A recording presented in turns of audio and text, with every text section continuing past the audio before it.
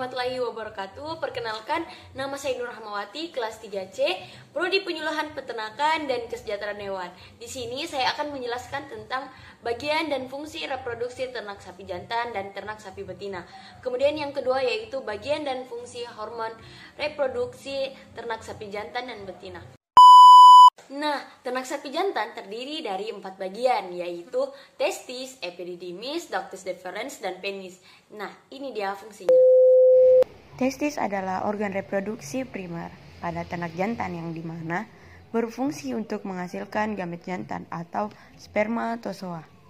Epididymis merupakan pipa panjang dan berkelok-kelok yang menghubungkan fasa eferensia pada testis dengan ductus deferens. Memiliki 4 fungsi utama yaitu pengangkutan, penyimpanan, pemasakan, dan pengentalan sperma. Ductus deferens ini memiliki fungsi sebagai tempat penyimpanan spermatozoa sebelum diejakulasi. Penis mempunyai fungsi sebagai alat kopulasi dan jalan keluar air mani pada waktu ejakulasi dan mendisposisikan air mani pada alat kelamin betina.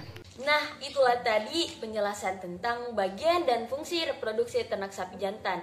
Nah, yang kedua ini ada bagian dan fungsi reproduksi ternak sapi betina, yang dimana ternak sapi betina ini terdapat beberapa bagian, yaitu ovarium, uterus, cervix, vagina, vulva, dan klitoris.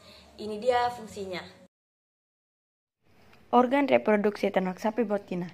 Yang pertama ada ovarium, yang dimana ovarium ini merupakan organ primer produksi pada betina yang berfungsi untuk memproduksi ovum, penghasil hormon estrogen, progesteron, dan inhibin.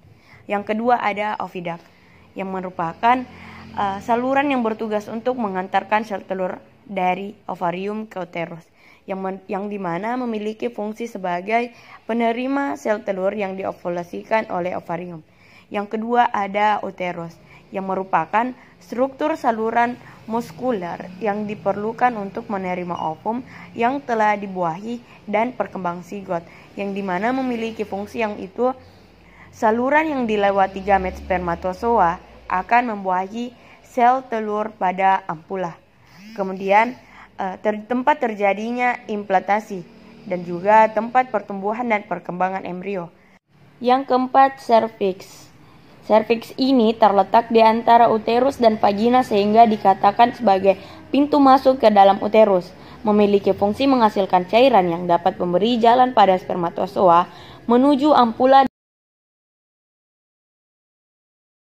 Oke, jadi itulah tadi bagian dan fungsi reproduksi ternak sapi jantan dan ternak sapi betina. Kemudian pembahasan yang kedua yaitu tentang bagian dan fungsi hormonal ternak sapi jantan dan betina, yang dimana terdapat beberapa bagian yaitu untuk hormon reproduksi pada ternak jantan ada gonadotropin releasing hormone atau GnRH, yang dimana GnRH ini merupakan suatu bagian pada otak bagian ventral.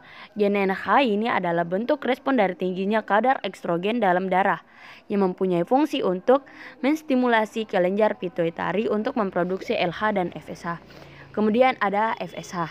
FSH ini merupakan hormon yang mempunyai efek perubahan morfologi ovarium. FSH akan menstimulasi perkembangan folikel pada ovarium menjadi follicle degrowth. Kemudian ada LH. Selain memproduksi FSH, kelenjar pituitari juga memproduksi hormon lain yaitu LH yang berfungsi untuk merubah morfologi dari ovarium. Kemudian yang terakhir ada testosteron, yang dimana secara umum testosteron ini merupakan sistem reproduksi sapi jantan yang terbagi menjadi 2 golongan yaitu HPG hormon dan hormon steroid. Testosteron termaksud ke dalam golongan hormon steroid. Steroid ini diperlukan untuk menjaga agar proses spermatogenesis berjalan konsisten sehingga mutu sperma tetap terjaga.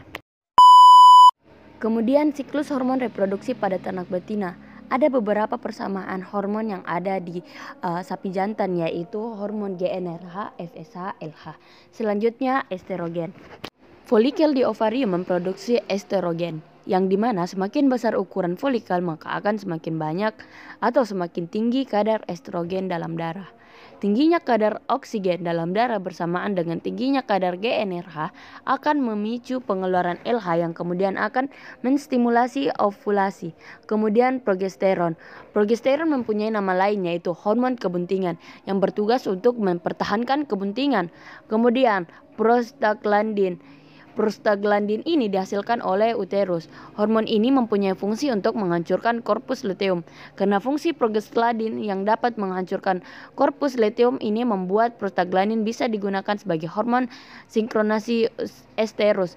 Hormon ini bekerja pada saat mendekati proses kelahiran. Kemudian yang terakhir, oksitosin. Oksitosin ini merupakan hormon yang berperan pada saat proses kelahiran dan setelah kelahiran.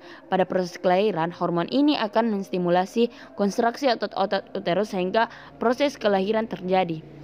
Nah, pasca kelahiran hormon ini berfungsi sebagai hormon yang membantu pengeluaran susu dari induk. Baik, terima kasih. Itulah tadi singkat penjelasan dari saya tentang bagian dan fungsi reproduksi ternak sapi jantan dan betina. Dan yang kedua yaitu bagian dan fungsi hormonal ternak sapi jantan dan betina. Terima kasih. Wabillahi taufiq wal hidayah. Wassalamualaikum warahmatullahi wabarakatuh.